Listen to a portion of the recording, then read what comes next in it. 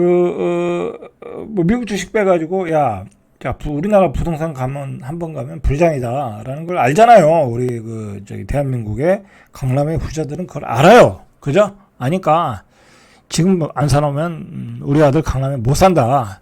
자, 너 원밸리 하나 사라. 그죠? 그렇게 해서 들어오는 거예요. 그죠? 그렇게 들어오는 거예요. 반포동의 한 공인중개사는 6월 20일 아무리 자금력이 있어도 30억이 넘는 매물 대출은 어렵다. 그러니까 이제 최근에 금리가 떨어졌잖아요. 그죠? 요즘 뭐 2% 후반대까지도 나온다고 그러잖아. 아주 최대 우회를 해서 혜택을 받아서 하면 2%대 아니면 3% 초반대도 받는단 말이야. 3% 초반대면은 괜찮거든요. 3% 초반대면은 부동산에 넣어서 수익이 이자 내는 것보다는 수익이 훨씬 크거든. 그러니까 강남에도 들어온다는 거예요. 뭐 30억 이상 집 산다는데 대출 안 받을 수는 없잖아요. 그죠? 어떻게 보면 이 공인중개사 얘기가 반포동의 공인중개사 얘기가 오히려 강남이 금리 변화에 민감하다라는 얘기를 하고 있는 거예요. 민감하다. 자, 이렇게 가격이 비싼데도 불구하고 반포동의 공인중개사 서모시는 서 사장님은 최근 매매 상사가 유력했던 아파트 계약 4건이 끝내 불발됐다. 이 속 터지는 거죠. 그죠? 이 반포동의 공인중개사 서모시는 속 터지는 거야. 계약금 입금을 앞두고 갑자기 집주인이 갑자기 1억을 올렸다. 그럼 1억을 올리면 야, 불장도 아닌데 이 자식이고 왜 1억을 올려? 매수자 입장에서는 열이 받죠. 이게 평범한 사람들은 속이 뒤틀리는 거고, 그리고 좀 눈치 빠른 사람은 여기서 야 1억은 좀 세고, 그죠? 한 5천만 원만 올리자 하고 타협을 봐서 또 사는 사람이 잘하는 거예요. 이럴 때는, 그죠? 지금은 매도자 의수장이잖아요. 근데 어쨌든 이 부동산 사장님은 이렇게 해서 계약이 4건이 깨졌다. 이 분위기를 알려주는 거예요. 그죠? 참, 이 부동산 해먹기도 어려워요. 그죠? 시장이 안 좋을 때는 집 팔기 어렵고, 시장이 좋을 때는, 그죠? 이렇게 계약이 깨지고, 그렇죠. 36억 원에 팔리던 30평대 아파트가 37억 5천으로 올리자 계약이 무산됐다. 자, 요거 중개를 잘하는 사람이 부동산이고, 그리고 적당히 또 올려줘서 사야 되는 게 눈치 빠른 매수자가 할 일이에요. 그죠? 자, 반포동의 또 다른 공인중개사 최모 씨는 6월 초 매매 계약을 한 건 놓쳤다. 아크로 리버파크 20평대를 28억에 사려는 사람이 가격 상승에 놀라 매입을 포기했다. 아직까지는 이제 이게 뭐냐면 추격 매수는 안 하겠다라는 얘기야. 추격 매수 안 하겠다. 그죠? 지금도 무리해서 사는데, 그죠? 아크로 리버파크를 무리해서 사는데 1억을 더 올렸어? 나 전 못 사요 하고 도망가 버린 거죠. 그죠? 근데 계속 도망가 버리면 가격이 떨어지는 거고, 누군가 그 가격에 사러 들어오면 가격은 계속 올라가는 거고, 그죠? 그래요. 자, 강남 지역은 아파트 매매가 활발해지면서 전 고점을 회복하고 있다. 강남은 회복하고 있어요.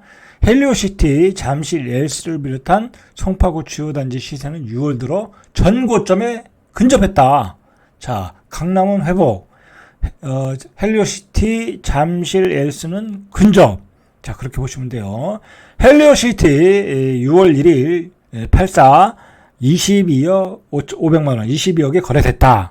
전고점이 23억 8천 90%에 도착했죠. 요즘 내일 좀 보겠지만 헬리오시티 실제 거래 상황을 보면 거래가 겁나게 많이 되고 있어요. 겁나게 많이 되고 있다. 자, 송파구 아파트 가격 상승이 1월부터 꾸준히 이어졌다는 게, 여기 뭐 작년부터 거래 좀 됐어요. 여기는 계속 됐어. 눈치 빠른 사람은 그 폭락하고 나서 바로 들어갔죠. 그죠? 그 사람들이 결국은 위너가 된 거네요. 그죠? 위너가 그때도 가격이 사실 싼 가격은 아니었는데, 뭐 그렇다고 그 사람들이 많이 먹은 것도 아니에요. 많이 먹은 것도 아닌데, 안 떨어진 거죠. 가격이 안 떨어진 거다라는 거죠. 그죠? 자, 지금 이 마용성 같은 지역은요, 매수자가 몰려와서 집을 보고 있어요. 몰려와서. 이거 사실 몰려와서 집을 보는 현상이 흔한 현상도 아니고, 우리가 그 영끌할 때 그랬잖아요. 영끌 직전에 막 그랬잖아요. 근데 지금 마용성의 지역에서 이 집을 몰려와서 보고 집을 예약을 잡느라고 난리라는 거야. 그러니까 요즘 그 뭐 집주인이야 어차피 팔 거니까 집을 보여주는 거야. 뭐 귀찮겠어요, 그죠? 자기 집을 자기가 파는데 귀찮으면 안 되지. 그런데 거기 사는 세입자 입장에서는 귀찮죠, 그죠? 귀찮으니까 한꺼번에 와라, 그죠? 한꺼번에 와라. 자, 전화도 마포구 같은 데는 지난해에 비해서 2배가량 늘었다. 자, 이렇게 되면 이제 여러분들 이제 뭐 지방에서 돈 있는 이 좀 부자들은 다 오는 거예요. 전국에. 안 그래도 부산도 소멸한다는데 뭐 내가 지방에다 집 사놓을 일이냐. 그렇게 되는 거죠. 자, 그리고 우리 자식들은 다 서울로 올라갔잖아요. 그죠? 서울에다 집을 하나 사줘야지. 그죠? 대학교 조금 졸업할 텐데 이제 취업을 하면 야 요즘 취업을 하면 그리고 집이 없으면 장가도 못 간다더라. 그죠? 연봉 7천에 집은 있어야 장가 간대잖아요 요즘에요. 그죠? 그러니까 집을 사주는 거예요. 우리 때도 그랬어요. 저 졸업할 때도 그랬어요. 저 졸업할 때도 제 친구들 보면 다 그랬어요. 집에서 장가 보내기 위해서 집 사주고 그랬어요. 뭐 다 잘 사는 아주 잘 사는 친구들도 아닌데 시골에 땅 팔아서 다 사줬어요. 자, 마포는 새롭게 떠오르는 학군지 실거주 목적으로 이사 오는 젊은 부부가 많다.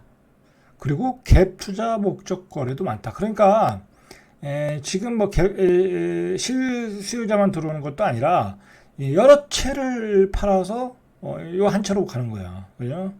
왜 안 들어오겠어요? 투기꾼들이 들어오죠. 자, 아현도 아파트 단지 앞에서 만난 한 공인중개사는 올 연말 잔금을 치르기로 한 거래인데 집을 사려는 사람이 골라놓은 매물을 뺏길까봐 시세보다 1억 원을 더 얹어줬대. 이 사람은 아주 공격적인 거죠. 옛날 같으면 상상도 못할 거라는 거예요. 옛날 같으면. 하도 사람들이 많이 보러 오니까 제가 1억 더 줄 테니까 그냥 저한테 주세요. 그래버린 거예요. 그러면서 조급해진 매수자가 많아졌다라는 거죠. 자, 이제 다음에는 무슨 기사가 나올까요? 그죠? 겁이 나요. 저도. 겁이 난다. 자, 5월에는 주말만 되면 매물로 나온 집에 매입자가 줄을 섰다. 공인중개사 3명이 데려온 매입 희망자 6팀이 동시에 몰리기도 했다. 마포에서 그랬다는 거예요. 매입 문의가 너무 세도하자 집 보여주는 게 힘들어진 집주인이 집을 갭 투자 말고 실거주 목적인 사람에게 보여주겠다 할 정도였다는 거예요. 왜냐하면 갭 투자하는 사람은 전세 끼고 사니까 이거 뭐 잔금 받을 날짜가 정확하지 않잖아요. 그러니까 나는 실거주한테 팔겠다. 아주 집주인이 현명한 생각이죠. 저 같아도 그래요. 귀찮아요. 갭 투자는.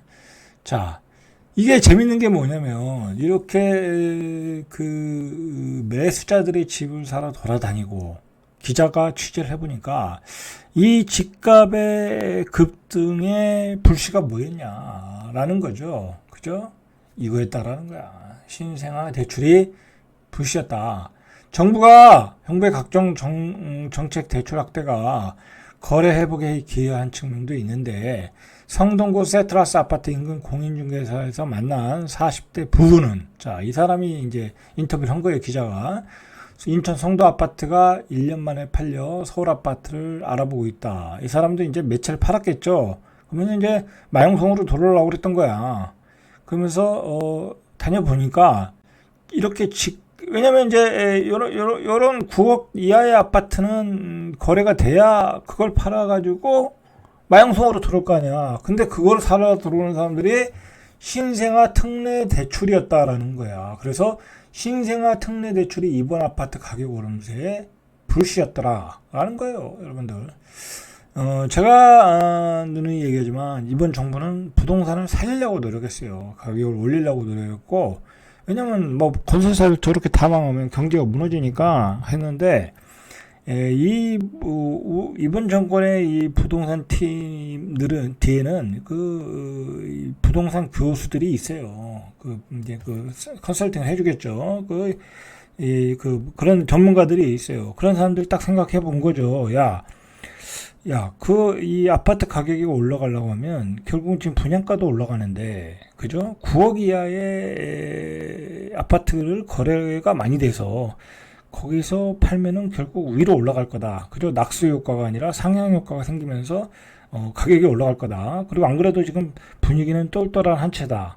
자, 그러면 상급제 가격이 올라가고 그 다음에 하급제 가격도 갭을 메우러 또 올라온다. 그러면 전체적으로 부동산 경기가 산다. 자, 그런 생각을 가지고 신생아 특례 대출이라는 걸 만들어 가지고 결국은 집값을 급등시키고 있는 거야. 근데 결국은 이렇게 집값을 이렇게 급등시키면 부작용이 있는 거죠. 그죠? 부작용이 있는 거예요. 왜? 윤석열 정부는 집값을 잡으라고 정권을 준 거예요. 그죠? 잡으라고 줬는데 전고점을 돌파했다. 그거 어떻게 되겠어요? 윤석열 정부가 지난 대통령 선거에서 0.75% 차이로 이겼는데, 그죠? 그러니까 지금 앞으로 다음 대선에서는 누가 나올지 모르지만, 제가 생각하기에는 2%, 아무리 벌어져도 3% 이상 차이가 안 날 가능성이 많아요. 그죠?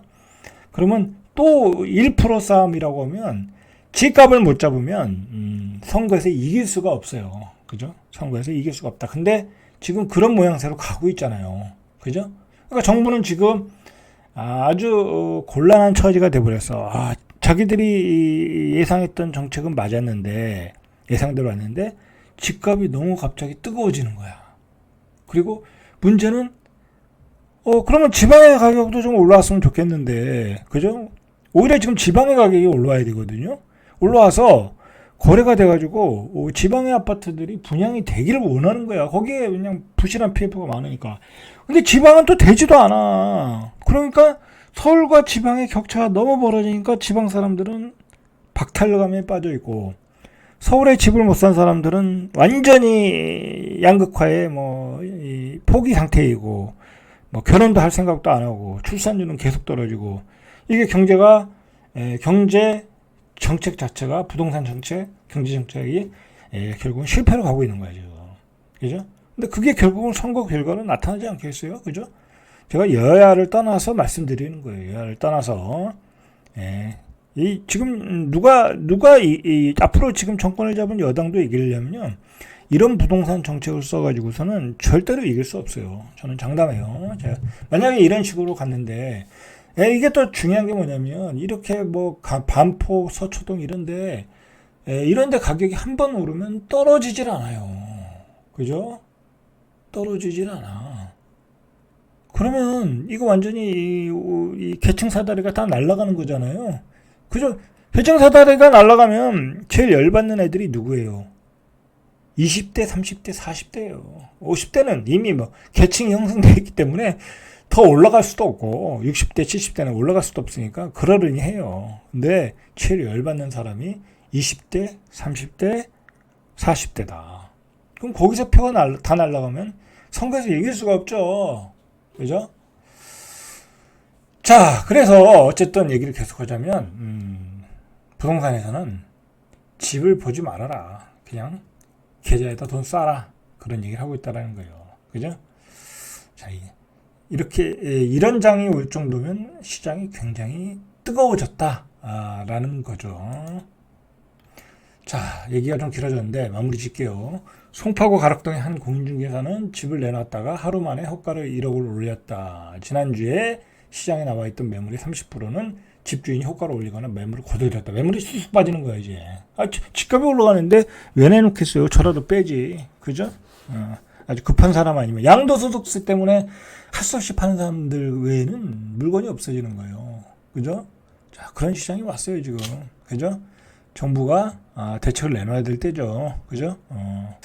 자, 오늘은 여기까지. 이상 절대값TV의 명품 PD 한 PD였습니다.